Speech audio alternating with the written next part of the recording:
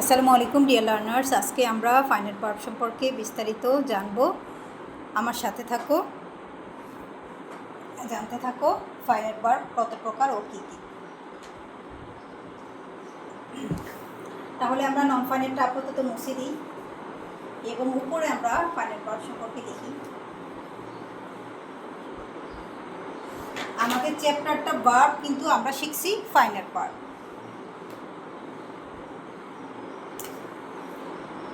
Finite verb, finite verb কাকে বলে আমি গত ক্লাসে বলেছি, যে ভার্ব দ্বারা আমরা মনের ভাব সম্পূর্ণরূপে প্রকাশ করতে সক্ষম হই তাকে ফাইনাইট ভার্ব বলে।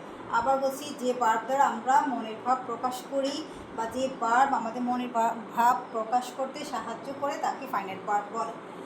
তাহলে ফাইনাইট ভার্ব কত প্রকার? প্রাথমিকভাবে প্রথমত বা ফাইনাইট ভার্ব দুই প্রকার বলতে পারি। দুই প্রকার, একটা হলো প্রিন্সিপাল ভার্ব, প্রিন্সিপাল ভার্ব, আর একটা হলো auxiliary verb. Principal verb, auxiliary verb. আচ্ছা, প্রিন্সিপাল মানে প্রধান, আমরা এটাকে মেইন ভার্বও বলে থাকি। মেইন ভার্ব সচরাচর আমরা সবসময় বলি মেইন ভার্ব। মেইন ভার্ব মানে প্রিন্সিপাল, দুইটাই একই কথা। মেইন মানে প্রধান, প্রিন্সিপাল মানে প্রধান। মেইন ভার্ব আর প্রিন্সিপাল ভার্ব একই কথা। যে ভার্বটা মূল ভার্ব, যেটাকে আমরা কি করি, যেটাই হচ্ছে শব্দ মনের ভাব প্রকাশ করতে সাহায্য করে। তবে অক্সিলিয়ারি ভার্ব কি?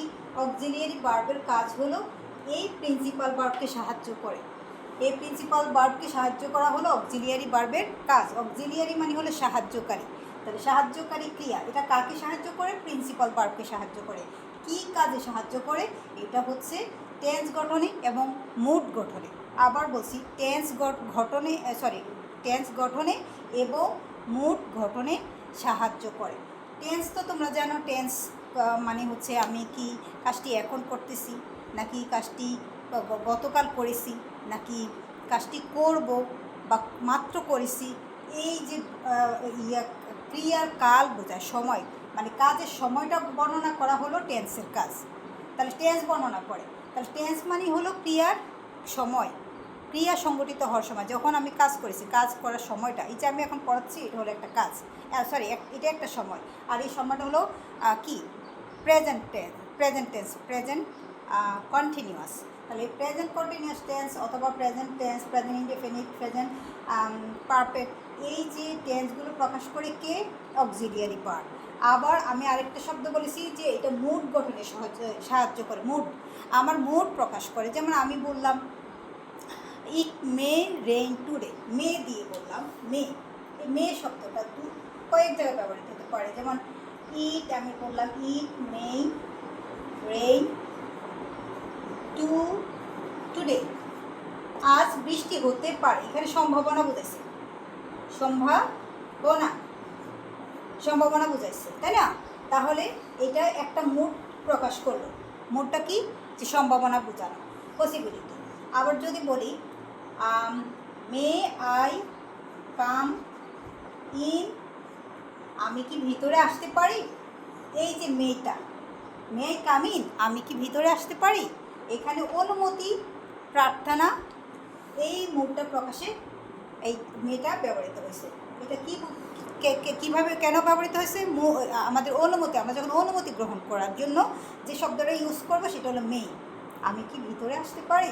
তাহলে এটা অনুমতি বা অনুমতি প্রার্থনা করার জন্য এই ওয়ার্ডটা ব্যবহৃত হয়েছে। এটা একটা মুড, অনুমতি প্রার্থনা করা, এটা একটা মুড, একটা ভাব। মুড মানে কি? ভাব। আমি বলতেছি মুড মানে এই যে এই মুডের কথা, মুড, ভাব। আবার ইট মে রেইন টুডে, এটা আরেকটা মুড প্রকাশ করছে, এটা দিয়ে সম্ভাবনা বুঝিয়েছে। তাহলে এই যে অক্সিলিয়ারি ভার্বের কাজ হলো টেন্স গঠনে এবং মুড প্রকাশে সহায়তা করা হলো অক্সিলিয়ারি ভার্বের কাজ। এটা কাকে সহায়তা করে? প্রিন্সিপাল ভার্বকে সহায়তা করে। যেমন আমি এখানে একটা প্রকাশ করেছি ইট মে রেইন টুডে, এইটাও অক্সিলিয়ারি ভার্ব হিসাবে, এটা ছিল মেইন ভার্ব। দেখো এটা হলো আমাদের প্রিন্সিপাল ভার্ব, অথবা আমরা এটাকে মেইন ভার্ব বলি। সরি মেইন পার্ট বলি, মেইন পার্টও বলি। এটা হলো ব্রেইনটা হলো মেইন পার্ট, আর আমাদের মেয়েটা হলো অক্সিলিয়ারি পার্ট। কি পার্ট? Auxiliary part. এটা সাহায্য করেছে কাকে? এইটাকে, এই মেইন পার্টকে সাহায্য করছে বৃষ্টি হচ্ছে বা হতে পারে, হবে কোনটা বোঝাতে। এখানে বলছে বৃষ্টি হতে পারে, সম্ভাবনা অর্থে বোঝাচ্ছে। তাহলে বৃষ্টি হয় বা হবে, এইটা এই মোডটা নির্ভর করে এটার উপরে। বৃষ্টি হচ্ছে কি হবে না হয়েছিল, এইটার উপরে, এই অক্সিলিয়ারি ভার্বটার উপর। এই অক্সিলিয়ারি ভার্বটা বর্ণনা করে দিল যে বৃষ্টি হতে পারে। ঠিক আছে, তাহলে আমরা দেখলাম প্রিন্সিপাল ভার্ব এবং অক্সিলিয়ারি ভার্বের পার্থক্যটা, এবং জানলাম প্রিন্সিপাল ভার্ব কি, যে এইটা প্রধান ক্রিয়া, যে ভার্বটা ছাড়া আমরা বাক্যের অর্থ প্রকাশ করতে পারি না, সেটা হলো প্রিন্সিপাল ভার্ব। আর অক্সিলিয়ারি ভার্ব কি? অক্সিলিয়ারি ভার্ব হলো প্রিন্সিপাল ভার্বকে সাহায্য করে, প্রিন্সিপাল ভার্বের টেন্স এবং মুড গঠনে সাহায্য করে। এখন আমরা জানবো প্রিন্সিপাল ভার্ব কত প্রকার। প্রিন্সিপাল ভার্ব আবার দুই প্রকার আছে, একটা হলো স্ট্রং ভার্ব এবং একটা হলো উইক ভার্ব। উইক ভার্ব আমি এখানে একটু ভার্ব যুক্ত করে দিই। Strong verb, week verb. Strong verb, week verb সম্পর্কে তোমরা জানার জন্য কনজুগেশন অফ ভার্ব শিখবে। কনজুগেশন অফ ভার্বে গেলে তোমরা জানতে পারবে কোনগুলো স্ট্রং ভার্ব, কোনগুলো উইক ভার্ব। আমি বলে দিই, স্ট্রং ভার্ব হচ্ছে যখন আমরা কনজুগেশন অফ ভার্ব জানবো, ভার্বের রূপান্তর, টেন্স অনুযায়ী ভার্বের রূপান্তর, যেমন প্রেজেন্ট টেন্স, পারফেক্ট পার্টিসিপল, এইভাবে, না সরি, প্রেজেন্ট পাস্ট পার্টিসিপল, এইভাবে যখন ভার্বের রূপান্তর জানবো, কনজুগেশন অফ ভার্ব জানবো, তখন আমরা দেখব কিছু ভার্বকে আমরা এইভাবে লিখি। যেমন আমরা লিখি, যেমন আমরা লিখতে পারি এগুলো ডিভাইড, যে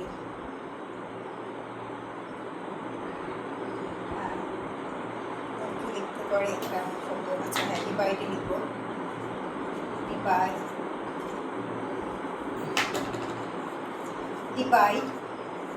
ডিভাইড একটা শব্দ, এটার সাথে এটাকে যখন আমরা পাস্ট টেন্সে লিখবো, পাস্ট ইনডিফিনিটে, তখন আমরা লিখবো ডিভাইডেড।